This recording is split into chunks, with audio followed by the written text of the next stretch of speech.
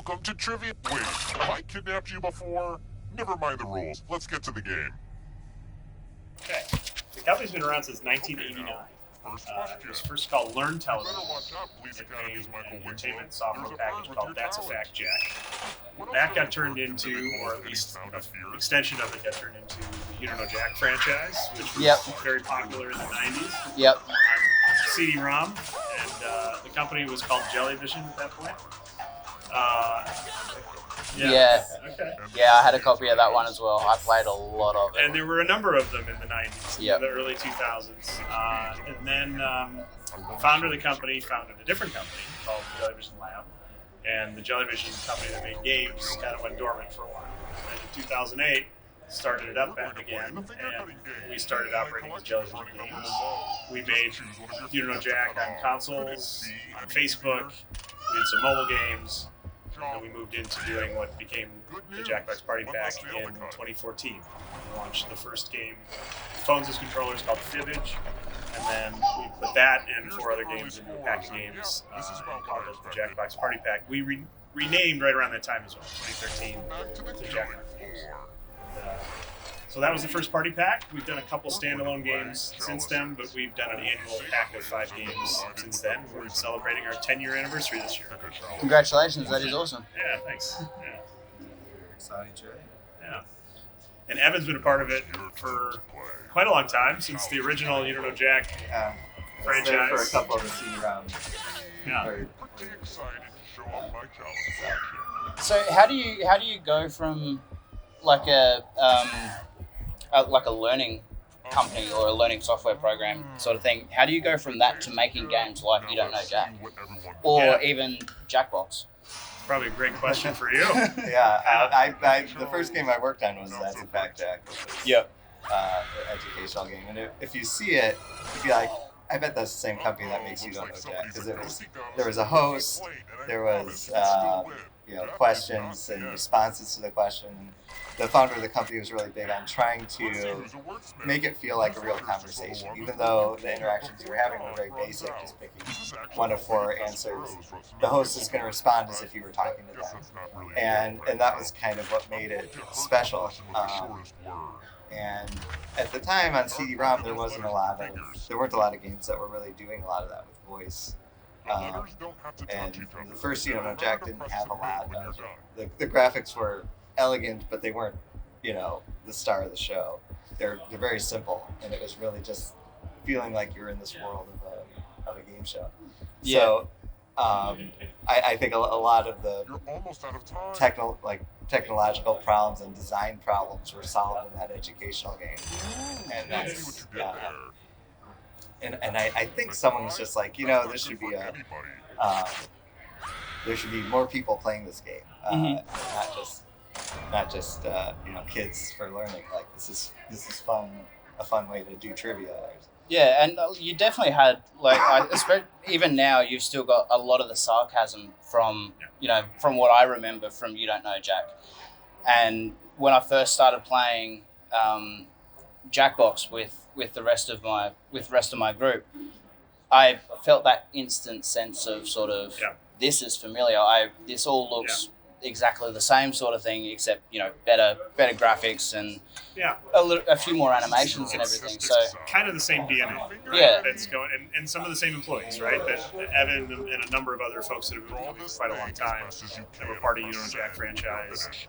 Writers, Chicago comedy writers. We have a big comedy scene in Chicago, so we tend to continue to recruit from there. So we have a tone to what we do. We always have humor as a basis of it, and even going from You Don't Know Jack to what we do now, like You Don't Know Jack was a CD-ROM game where you had to huddle around a keyboard. If 3 people, it was a P and a Q and a B, right, that buzz in and play. There was a social aspect to that of bringing people together, and I think that's a bit of like the core DNA of the games we're making. We want to make these party games where people come together.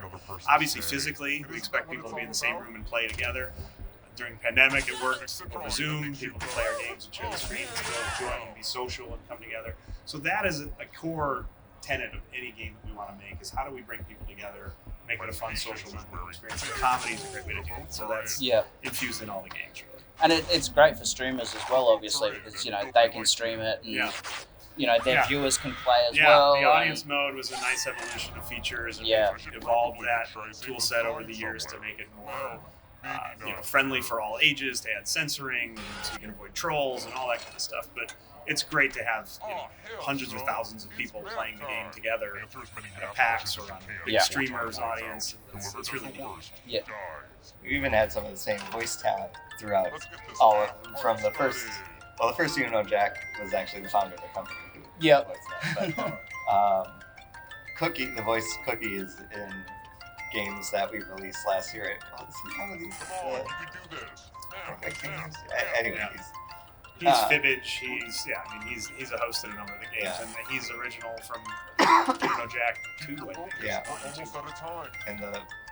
And Phil, who was a host in Jack, has gone on to host a bunch of put his voice to a bunch of other things. So to have that continuity too.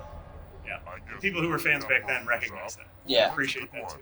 Yeah, no, it was definitely something that when I started playing Jackbox, and I'm like, wow, okay, this felt exactly the same. Yeah, it's just there was a massive group of us as opposed to. You might also be like, what happened? Like, they were doing all this then, and now they're doing all this now. Like, that was actually one of my questions because I don't know about in the States, but like growing up here, where I in Australia sort of thing, I noticed that Jack didn't really seem to take off as much as I feel like it probably should have. Yeah. And yet in the past few years, especially with Jackbox and Fibbage, and you guys are getting a massive following of people that are constantly playing your games. So how do you go from something that's sort of not necessarily well known in Australia to something that is a huge global sensation? Thank you. I'd love to think it's a huge global sensation with that, but thank you for playing. I can't speak to why Jack maybe didn't resonate as well back then in different countries. Most of our games have been English speaking only forever until recent years, where we've started to push additional languages. Have we had more success globally? But obviously Australia's English speaking. So so that has always been kind of a good marketplace for us, and a fan base that we've watched grow. As we were talking a minute ago, coming to the PAX, the third PAX Australia was the first one we came to, so 2015, and nobody had a clue who we were or what our games were, and we did one panel and had a theater full of people and playing the game with the panelists, and it went really well. But over the years, as we come back more and more people recognize us, and you'll see a hoodie or a hat and like, oh, I love Jackbox. And thank you for the games you make. We play all the time. It's really great. It's really been fun. And it's a bit of a concerted effort. We definitely, from an advertising perspective, push a lot more globally than we do in years past when it was mostly just domestic based. So we've tried to really engage. I think social media has helped a lot. I think things like Twitch and YouTube streaming help a lot, because a big streamer is a big streamer worldwide. They're not just a streamer locally, perhaps. So all of that kind of exposure has helped us quite a bit to get a broader reach. We've also put some effort, content-wise, to making sure that it's fun to play. Like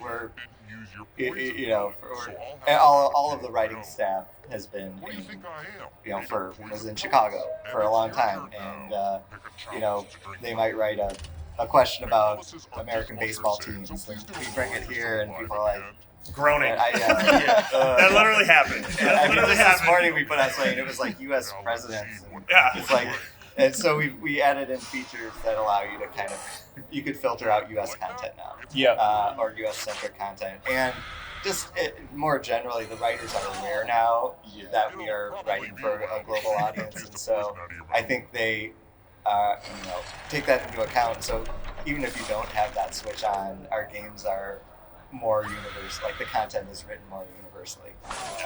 It's always fun to guess through that stuff. Yeah. Get it well, sure. Wrong.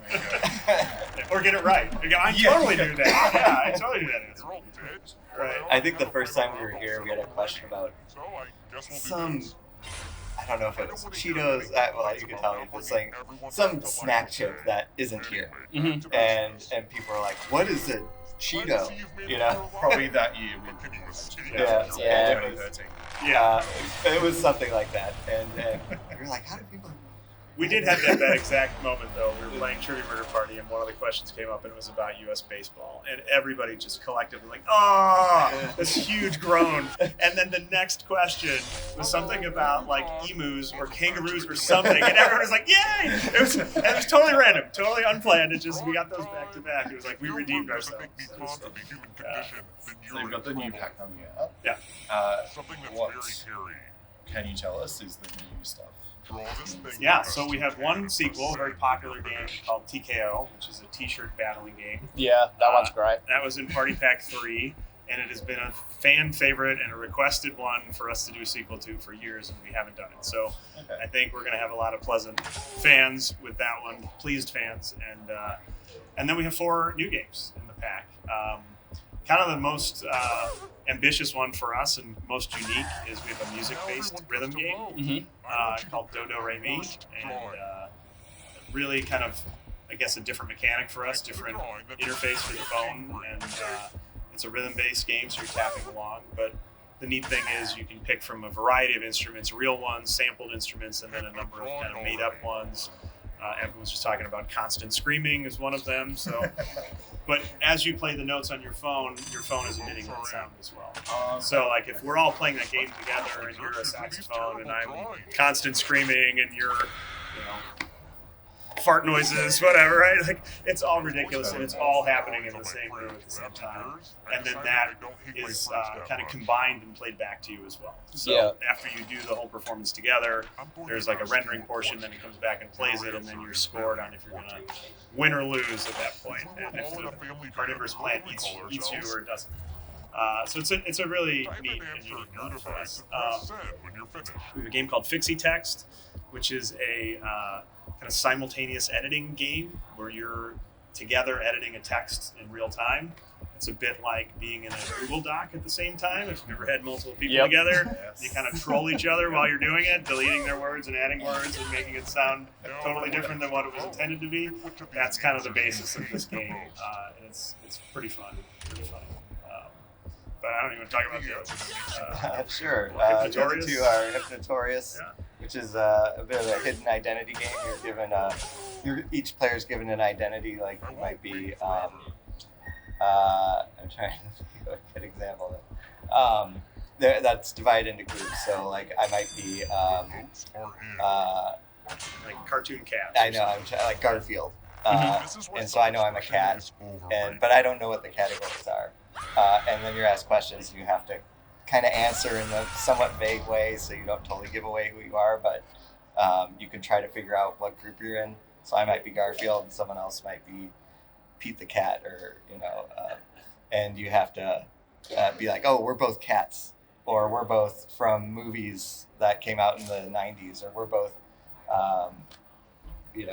in Australia, we're both Australian cities, and so what's neat about it is there's 3 groups, and there's only one person in one of the groups, so they don't belong with any of the groups basically, and so you're trying to identify who the outlier is.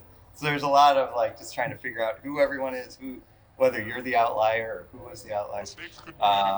It's a game that's very fun in the room because everyone's like talking, like, I think you might be, I think we might be together. I think I know who you are. That kind of sort of thing. So I can't think of the name, but like there's that board game where you've got the names on the headbands and you need to sort of guess. It almost sounds like a group version of that, but you're not necessarily guessing who you are specifically. You're guessing. Right. Which group you belong to. What the groups are. What the groups are. You're not told what the groups are. Which is the real challenge, I think, most of the time, is trying to figure out what the groups are. There's usually kind of a theme to them, and so when that reveal happens, it's a fun aha moment. And the last game is called Time Jinx, and it's a trivia game. It's a time-traveling trivia game, so you are time travelers who go back in time, and you have to try to figure out or fit in with the time period in which you have time traveled by knowing facts about that time. And so a lot of it is kind of a lot of it is guessing dates and knowing things about particular time periods. So it's kind of a fun twist on trivia that we haven't done before. Sounds like a good one to get. Yeah, I hope so. Yeah, we're pretty pleased with the pack. I think. You know, every year you don't quite know how the mix of games is going to come together, or how it gets received. Obviously, we do a lot of testing internally as we're building them, and it's in the concept phase even. But as we start to play them now, right? We're giving early codes to some reviewers to play. We're playing them at events like PAX, and it's been very well received. So that's good. We're pretty bullish on this one. Yeah. We're gonna like it. Like every pack, there's different people like different games. Right. So Yeah. it's Something always, for everybody. Hopefully. one of my favorite things is seeing reviews come out. They'll all say like the best game is this one, and there'll be 5 different reviews saying the best game is 5 different games. Which is kind of what we want. We want different games that appeal to different people, so everyone feels like they're getting something, their favorite game. Sounds awesome. Yeah.